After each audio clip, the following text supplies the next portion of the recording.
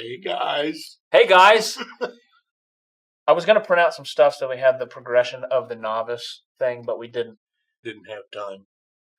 I was fixing other things. That's all right. I can read this even if you can't. Yeah. Well, you start going. Okay. Tell me what I need to do. We're doing the novice tooling class today, and we're going to start out with show them this is the first. Oh, we're going to do number 1 in the series of 4. 4 different coasters. But I've got to tell you guys, the main thing on this novice class and the advanced class too is the use of the tools and what they will do and what you can do with them. Okay, and in this class, I have a list of progression that we go through. And number 1 would be to wet the leather, which I have already done for you. And you also taped the back. And I taped the back of it. Just to help from stretching? Yeah, it'll keep it from stretching. It'll keep it from cupping quite so bad. It'll still want to, though. You know what's going to be good about this? There's 2 left-handers. No. We're both left-handed. That will be true. It's like eating with another left-hander. Okay, number 1, wet the leather and scribe the border. We'll use a pair of wing dividers, and we'll set it about the width of the border on this pattern. Okay. So my long leg is going on the outside. Yes. So I'm not going to go all the way up to the edge at first. Right. You don't want to cross your corners, so stop a little bit short rather than go a little bit long. Okay. And all you've got to do is make this deep enough that you can see it. It doesn't have to be a real deep border. The next step will be to cut the border with our swivel knife. But if you've never used a swivel knife before, I'm going to give you a few little pointers here. Okay. First off, any swivel knife you've got will do. I would suggest that you do not use an angled blade, though. Use a straight blade. You will have a lot. I see you got a hollow ground blade. Yes, yours. And mine's not. But that won't matter. All you're cutting with, when you're using a swivel knife, you're just using one corner of the blade. Isn't this what experts do with it? Yeah. Okay, what perfect. Experts do. Yeah. But anyway, to cut with a swivel knife, you want to hold it with the first knuckle is in the yoke. You don't want to hold it back like this. Mm-hmm. You want to get it back like this because this is your power. Is that first finger is your power. Knuckle drive. Yes. Okay. And your bottom 2 fingers, your fingers and your thumb are your steering wheel. Okay. You can twist them. I guess we can go through stropping the blade. We could. It's got a bevel. You want to pull your knife towards yourself. Still pulling at approximately that angle, and you do not want to go like this. That's going to round pull straight. Stop and lift. It's kind of like stop, drop, and roll, but you're going to stop and lift. Yeah, and just that's a good every shot. stroke, just do the opposite side with every stroke. Okay. You want to set your swivel knife into the leather, lean it forward. Okay. Not side to side, but forward. Mm-hmm. The straighter the line is, the more upright you can hold the knife. The more of a curve you're doing, the more forward you need to lean it. But in reality, you're just using the corner of the blade, the fourth corner, and you pull the knife towards you. You do not. It is not a push beveler. You can push the swivel knife, but that's for later. To start out with, you always want to pull your knife. Really? All right. The first hint that I'm going to give you is watch where you're cutting. Don't ever try to see what you've already cut. Yeah. The minute you take your eyes off of that minute little area, don't take your eyes off the prize. Yeah, the minute you take it off, you will deviate and mess up your line. So just pull it towards yourself, make a nice bold cut. Stop a little bit short of your corner rather than going over.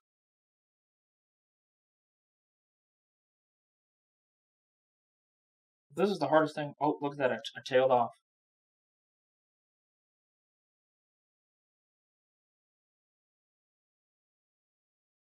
We might as well quit after this. I think the reason that a straight line is the hardest to do is because you can see deviation in a straight line, whereas a curve it's hard to see a deviation.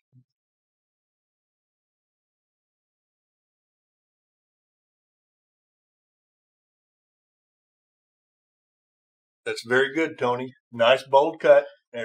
Your cut spread apart, and that's exactly what you're going for. All right. All right. Next step. You want to set your, and I've already cut these patterns out. So, Tony, you're such a lucky guy. That's what I thought. Yeah. But you want to set your pattern on there. I always use a dead weight to hold my pattern in place. That way I can draw a little bit and then lift it up. And when I put it back, I'll be in the right spot. Okay. Is there any certain place that you start? I generally start with a flower. I do all my most prominent features first and then end up with all my fill-in stuff. But the flower is the most prominent feature, so that's what I'm going to start. So I'm putting these. I'm just setting this where it kind of covers the whole picture. Is that what I'm? Yeah, just center it as well as you can.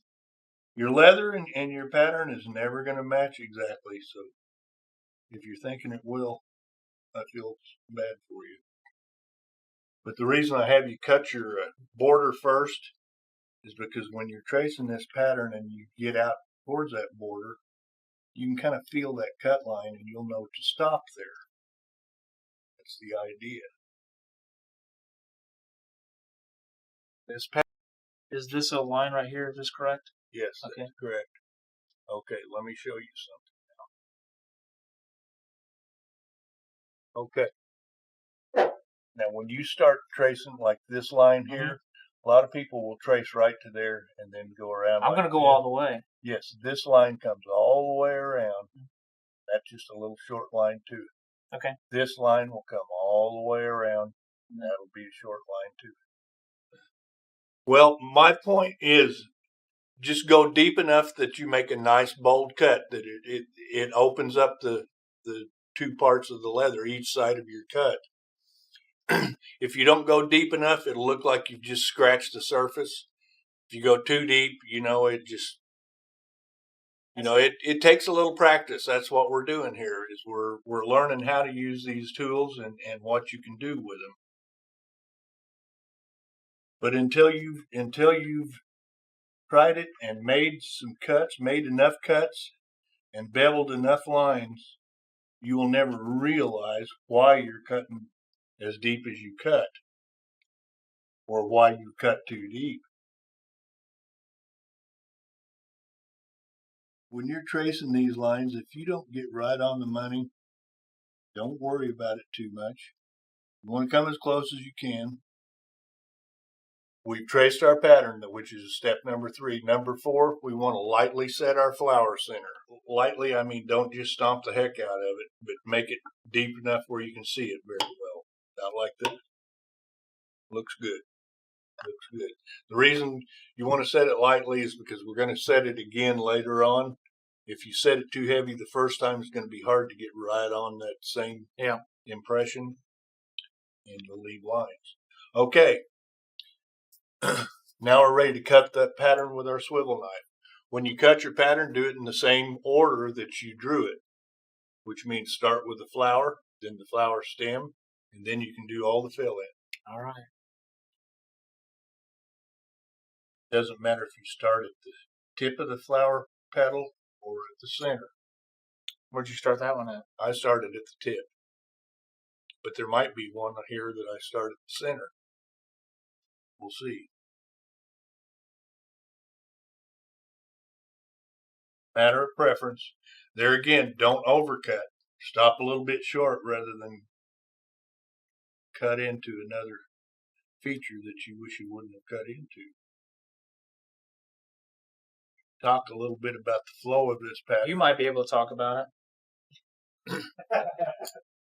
If you will notice, the center of this flower is where every line, if you followed through with this cut, it would go right towards the center of this flower. If I followed through, I haven't cut this one yet, but if I followed through with this cut, it would head right towards the center of that flower. So keep that in mind when you're doing something. If you don't follow the flow of the pattern, it will never look that symmetrical.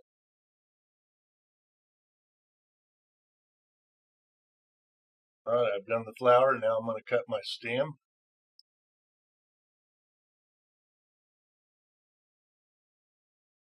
Another thing, might be a little bit too much for everyone to swallow right now, but when you're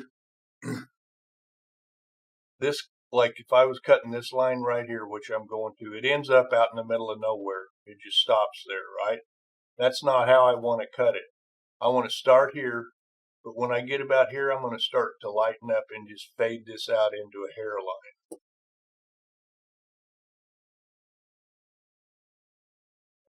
This one is a 3/8. It's a 3/8 straight blade. That's what I like. You can use a 1/4 inch. It really doesn't matter, but a 3/8 is a good all-around size blade for me. That's what I use on everything I do. But after you've got your flower and your stem cut, then you can just go to town and cut everything else. Just remember those lines that end up out in the middle of nowhere, fade those out. Moisture content is another thing we need to talk about. You don't ever want to get your leather too wet. You're better off being a little bit dry as a little bit too wet. Because if you get your leather too wet, it gets real mushy and soft. It just doesn't look well. Almost there. Only about 7 or 8 more lines. You're doing well. I appreciate that. Hopefully it'll show that in a little bit.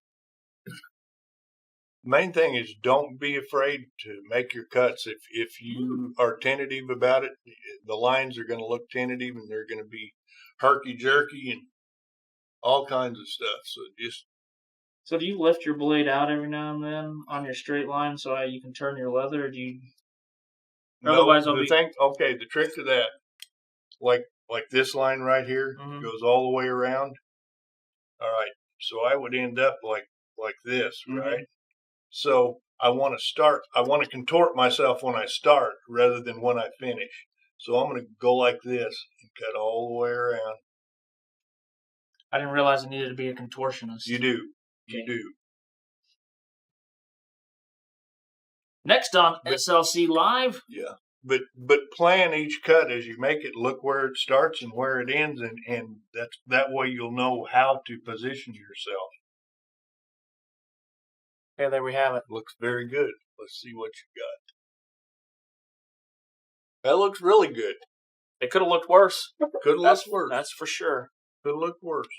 But the idea, the thing is, you're doing this to see what your knife will do and how to use your knife, and you're doing a fine job of it. I think I could have gone a little bit deeper.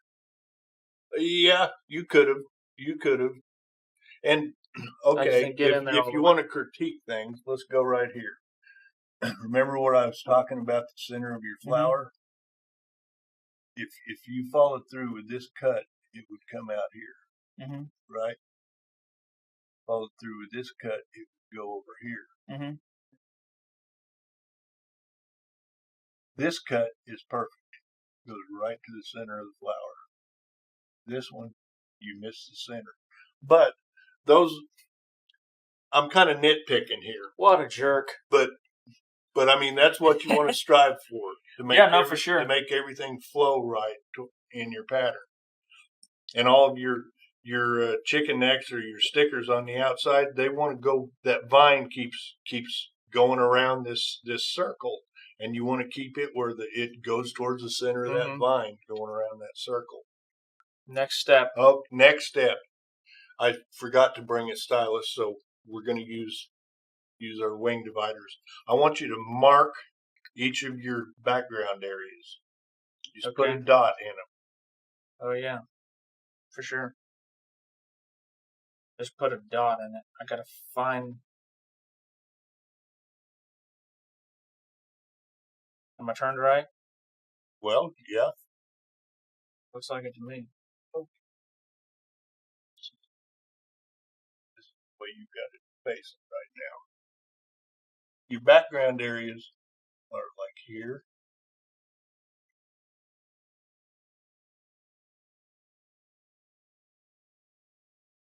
Oh, I see. Hold on. Now you find the outside. Let me spin this.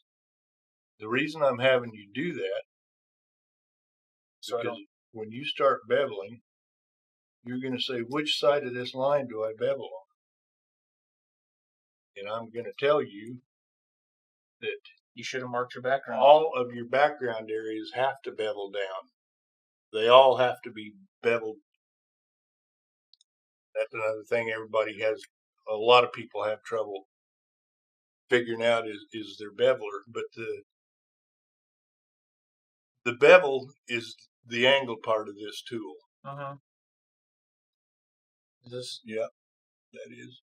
If we're gonna bevel this border line, which is the first thing we'll bevel is our border, you're gonna say which side of the line do I bevel on? There's a piece of background right there. So this line, this whole line, has to bevel on that side. I'll bevel just a little bit of it here so you can see what I'm saying.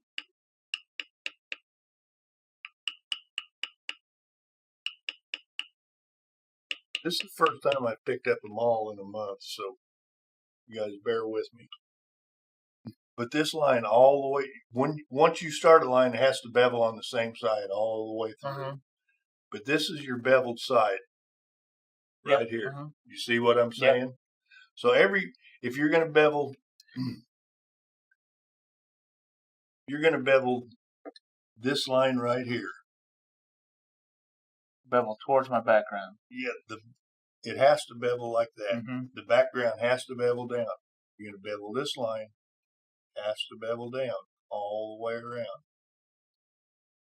These flower petals, same way. But anyway, first place we bevel is our background or our border. So start with that. Okay. Bevel that border all the way around. When you start beveling, ideally you want to bevel about as deep as you cut. Most people, when they start out, they'll be going like this. And then move their beveler and go like that. And that's fine. Ideally, in the end, you want to learn how to walk your beveler along the line. But first things first.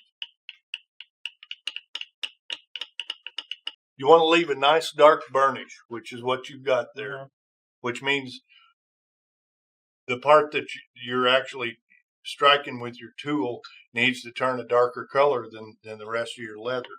That's called a burnish. If your leather quits burnishing, either you aren't putting enough pressure on your tool or you're too dry or too wet. If you're too wet, it won't burnish. Just another thing, you want to hold this tool straight up and down, not forward or backwards or side to side, straight up and down. If you tip your tool, you'll be leaving little track marks everywhere you go. All right, I've got my border beveled. Now I'm going to start in on my flower. There again, I'm going to start with the flower, then the stem, and then all my fill-in stuff. Or from the petal. Bevel on the background side of the line. Yeah. Yes.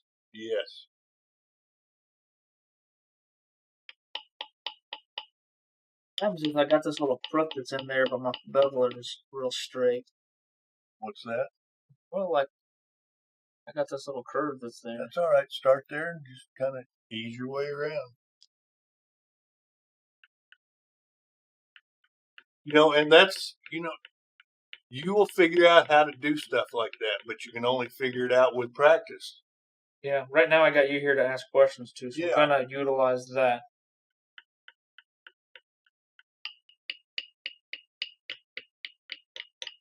If you're beveling the line and can't figure out which side if it has just a 1/16 of an inch of background on it, that's the side that line has to bevel on.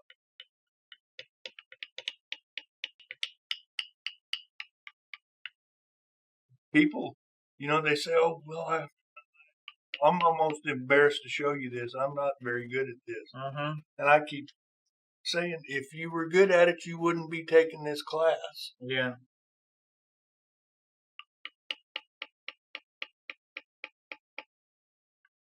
It's about time for us to wrap this up. Oh, good. You will be doing your background next. We'll move on to step number 8 of 15.